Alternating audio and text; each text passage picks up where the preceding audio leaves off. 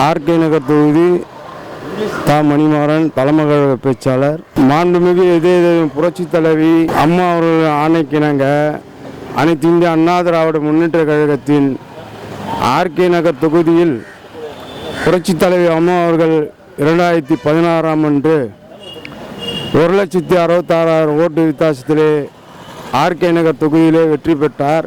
நமது 122 சட்டமன்ற உறுப்பினரும் மாண்புமிகு சின்னம்மா அவர்களை கழக பொதுச் செயலாளராக தேர்ந்தெடுத்து ஆர்கே நகர் தொகுதியில் புரட்சி தலைவி அம்மா அவர்கள் 2016ஆம் ஆண்டு 1,66,000 ஓட்டு வித்தியாசத்திலே ஆர்கே நகர் தொகுதியிலே வெற்றி பெற்றார். மாண்புமிகு சின்னம்மா அவர்களை கழக பொதுச் செயலாளராக தேர்ந்தெடுத்து ஆர்கே நகர் தொகுதியை பொறுத்தவரையில் அனைத்து இந்திய அண்ணா திராவிட முன்னேற்ற கழகத்தின் கோட்டை புரட்சி தலைவி அம்மா அவர்கள் இந்த ஆர்கே நகர் தொகுதியிலே வேட்பாளராக அறிவிக்கப்பட்ட வேட்பாளர் வெற்றி வேட்பாளர் கழக துணை பொதுச் செயலாளர் அருமையண்ணன் தினகரன் அவர்கள் மாண்புமிகு புரட்சி தலைவி அம்மா அவர்கள் செய்த சாதனையை இங்கே நிறுத்தப்பட்டிருக்கின்ற வேட்பாளர் அருமையண்ணன் தினகரன் அவர்களை திராவிட முன்னேற்ற கழகத்தை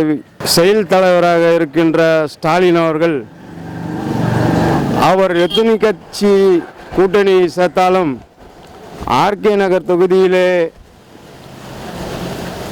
அனைத்து இந்திய அண்ணா திராவிட முன்னேற்ற கழகம் எஃகு கோட்டையாக விளங்கி வருகிறது.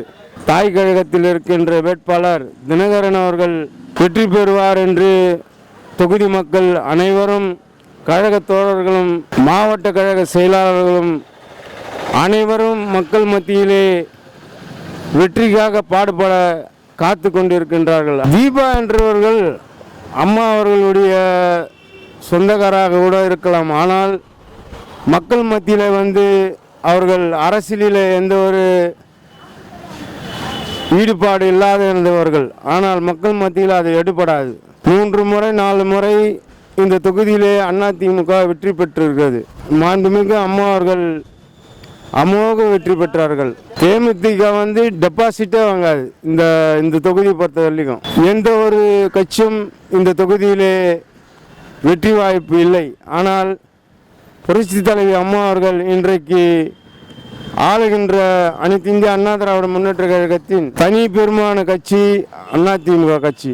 அப்படி இருக்கின்ற பொழுது இந்த தொகுதியிலே போட்டியிடுகின்ற அருமை அண்ணன் தினகரன் அவர்களுக்கு அமோக வெற்றி வாய்ப்பு இருக்கிறது. இதே தொகுதியில் பிறந்து வளர்ந்து என்னுடைய கழகத்திற்காக அர்ப்பணித்து கொண்டேன். சின்னம்மா அவர்கள் ஆணையிட்டதை